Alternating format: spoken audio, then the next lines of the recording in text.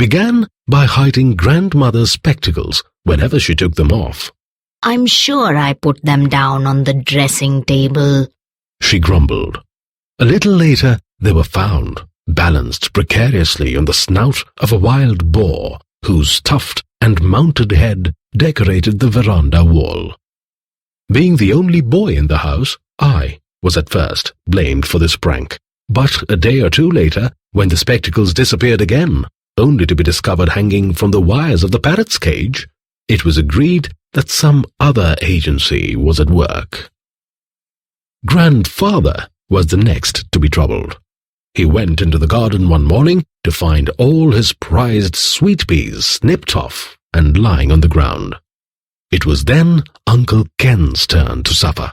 He was a heavy sleeper, and once he'd gone to bed, he hated being woken up. So when he came down to the breakfast table looking bleary-eyed and miserable, we asked if he was feeling all right. "I couldn't sleep a wink last night," he complained. "Every time I was about to fall asleep, the bedclothes would be pulled off the bed. I had to get up at least a dozen times to pick them off the floor." He stared banefully at me. "Where were you sleeping last night, young man?" I had an alibi. "In Grandfather's room," I said. "That's right," said Grandfather. "And I'm a light sleeper. I'd have woken up if he'd been sleepwalking." "It's that ghost from the peepal tree," said Grandmother. "It's moved into the house. First my spectacles, then the sweet peas, and now Ken's bedclothes. What will it be up to next, I wonder?" We did not have to wonder long.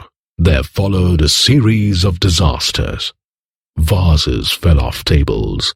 Pictures fell from walls. Things got worse when Aunt Minnie came to stay. The Pret seemed to take an immediate dislike to Aunt Minnie. She was a nervous, excitable person, just the right sort of prey for a spiteful ghost. Somehow, her toothpaste got switched with a tube of Grandfather's shaving cream. She appeared in the sitting room, foaming at the mouth. Uncle Ken shouted that she'd got rabies, and we ran for our lives. "We'll have to leave this house," declared Grandmother. "If we stay here much longer, both Ken and Minnie will have nervous breakdowns." "I thought Aunt Minnie broke down long ago," I said. "None of your cheek," snapped Aunt Minnie. "Anyway, I agree about changing the house," I said breezily. "I can't even do my homework. The ink bottle is always empty." "There was ink in the soup last night," complained Grandfather. And so, a few days and several disasters later, we began moving to a new house. 2 bullock carts laden with furniture and heavy luggage were sent ahead. The roof of the old car was piled high with bags and kitchen utensils. Everyone squeezed into the car, and Grandfather took the driver's seat. We were barely out of the gate when we heard a peculiar sound, as if someone was chuckling and talking to himself on the roof of the car. "Is the parrot out there on the luggage rack?" asked Grandfather. "No, he is in his cage on a bullock cart," said Grandmother. Grandfather stopped the car, got out, and took a look at the roof. "Nothing up there," he said, getting in again and starting the engine.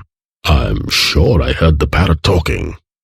Grandfather had driven some way up the road when the chuckling started again, followed by a squeaky little voice. We all heard it. It was the Pret talking to itself. "Let's go, let's go," it squeaked gleefully. "A new house. I can't wait to see it. What fun we're going to have."